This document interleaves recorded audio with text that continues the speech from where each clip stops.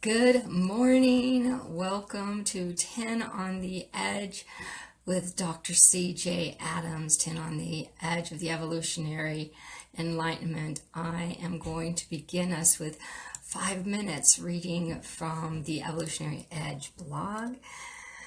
Yesterday I started with a series. I'm going to do just a little quick recap.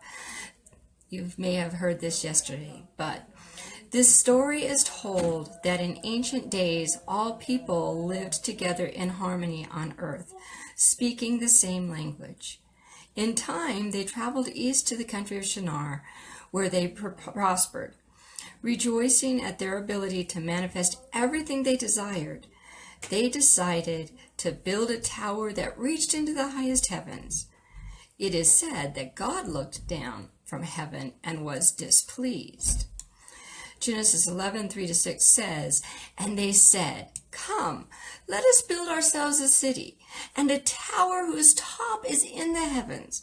Let us make a name for ourselves, lest we be scattered abroad over the face of the whole earth.'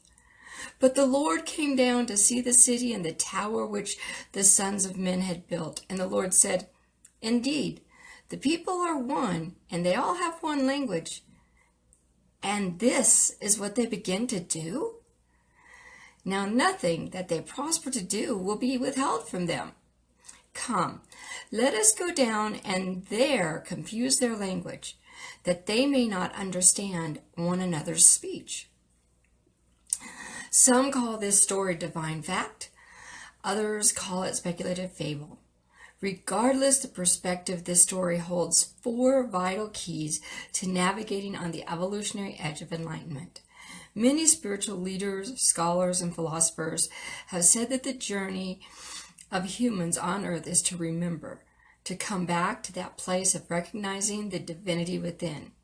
What would happen if humans moved past the time of the Tower of Babel, back to communicating clearly without barrier? This is one of the vital transitions that is occurring as we teeter on the evolutionary edge of enlightenment. Yesterday I shared the first key. Today we're going into key number 2.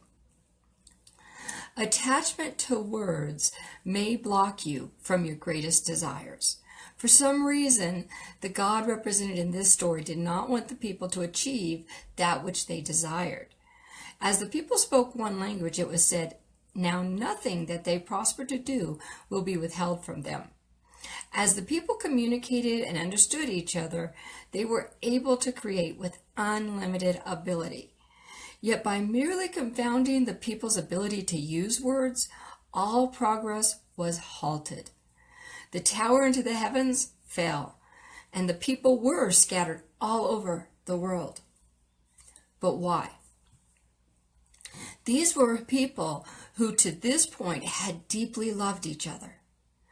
They were one community, co-creating with passion. Did the awareness of the goal change once they lost their ability to verbalize or be understood? What happened if brothers found themselves speaking different languages? What about spouses or even children? Is it possible that in this one moment, families were torn apart because they were lost on the words of the other? How did they find those who spoke their language? Did they go from person to person, speaking alien to each other, until someone understood and responded? Isn't that much the way we live in society today?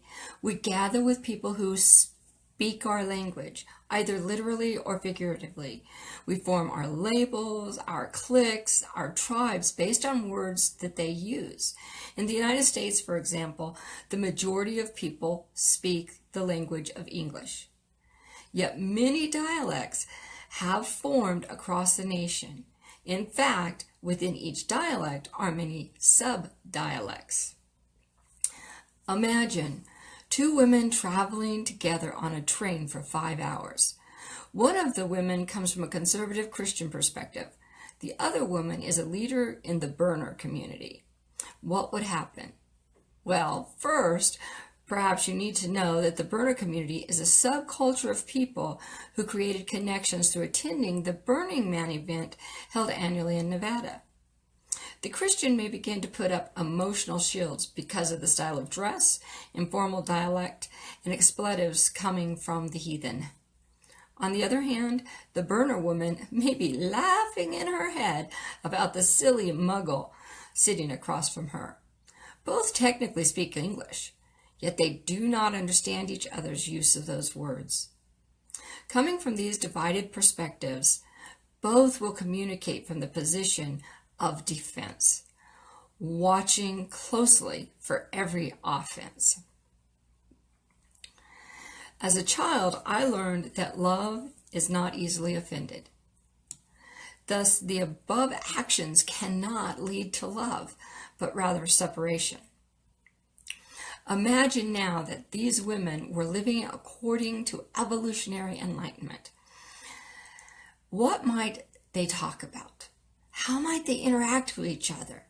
Perhaps first they would start from a place of open body language.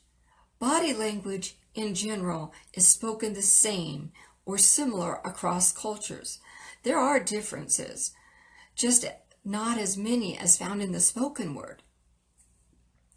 What would happen if they both smiled at each other? A smile is the same across all cultures. What if they began humming a happy tune without words? Hums and musical vibration speak across paradigms. What if they traveled in silence, yet carried the thought of love for the other?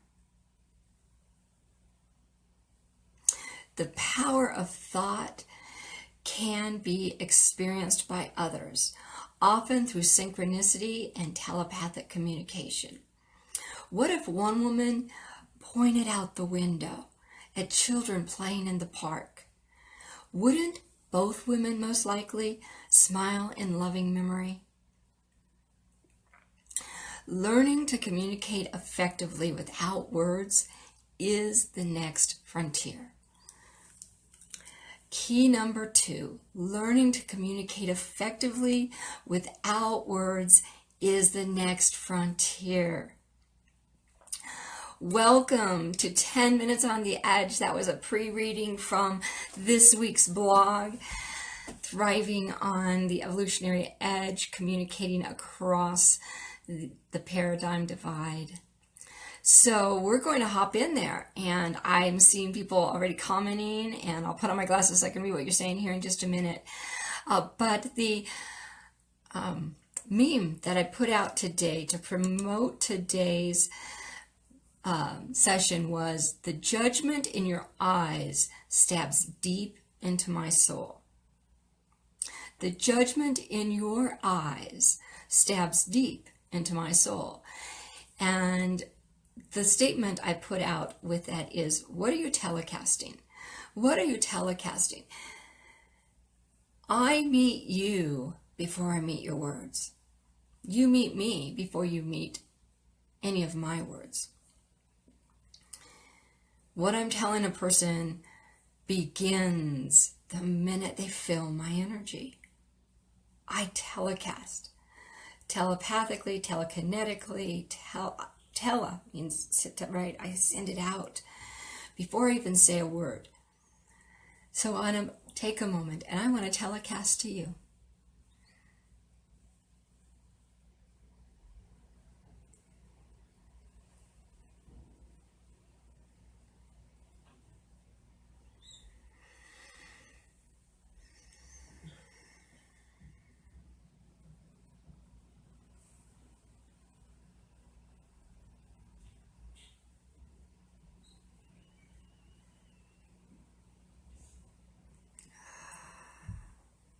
Thank you. I heard you. I felt you. I saw you. Oh, I'm so embraced. And I know you felt my embrace. Thank you. Thank you. As we learn more and more how to communicate across the language divide. We learn to express who we truly are. Today, the last couple of days, I have been having the most extraordinary conversation with a dear new friend, Justin, who is part of our Soulology group. And so much of the conversation he and I have had has been otherworldly, has been outside the confines of this body mind and the words, and as we allow those words to come in to us and then express them toward each other in writing, creation happens. Yesterday on Soul Speaks, we were talking about how do you express your soul's creativity, your soul's new creations, and we said it happens in the moment as we express. Every moment we're creating. Every moment we're creating. Are we aware what we are creating? The meme, in case you haven't seen it, has 5 men who all look homeless, distressed, but you see their eyes. The eyes are the window to the soul, and immediately the statement, the judgment in your eyes stabs deep into my soul. Worldviews keep us from seeing people. Worldviews keep us from seeing people. Yesterday I described in depth what a worldview is, but basically it's my mental constructs of life, how I see and believe life. And so I'm going to say, for example, if I feel sorry for someone, I don't see that person. I see their circumstance. And what I really feel sorry for is how I would feel if I was in their circumstance.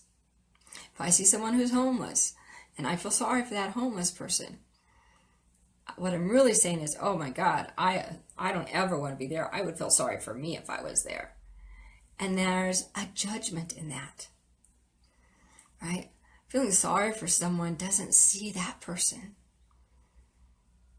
There's a man who is without a home that sits on the corner of the grocery store where I shop often.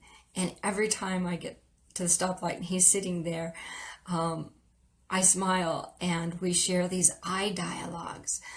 He's usually too far away for me to roll down the window and talk to him, but I send him an I love you sign, and we do these eye dialogues, and he has a dog, and so occasionally when I have the finances and I'm available to do so, I give him some food for the dog or food for him, but I see him. He's a man of major, mighty magnificence. Doesn't matter if he has dirty clothes. Doesn't matter if his hair is matted. Doesn't matter if he smokes cigarettes. Doesn't matter if he stinks. He is so frickin' magnificent. When we see a person, when we really see a being, their outside doesn't matter. The Tower of Babel doesn't matter, because we don't have to speak their words to receive them. So are you letting your worldview, your words, your rights and wrongs about life keep you from seeing people and keep you from being seen? As Justin and I were dialoguing, he was sharing beautiful truths about himself. And as he was exploring them, I was seeing beautiful truths about myself and exploring them back with him. It is in sharing who we are and allowing others to share who they are in total openness that we really expand in truth. So today, I'm going to ask you to consider, what are you telecasting? What are you telecasting? What's your energy telling people? Is it saying, stay back, you're not one of mine, you don't speak my language? Is it saying, oh, I feel sorry for you, poor baby, I'm so sorry you're in that life? Is it, ooh, I admire you, you're a mega god? right? It could be any of those things. The truth is, when we're soul to soul, that's the only place to be one. That's the only place to be one, is when my soul sees your soul and knows its magnificence. You are magnificent. I'm going to hop in here. Time is up. Who gave me that story there? That's a beautiful story. Just in. One time I honored a plant that I washed. The whole forest responded in love to me. I honored the small plant. Oh, yes. How beautiful. Give love to one person, you give love to the whole world. Start with yourself. Start with yourself. See you with true love. Get out, celebrate this magnificent day, celebrate the magnificence of who you are. Remember, we are love, we are one. I love you. Can't wait to talk tomorrow.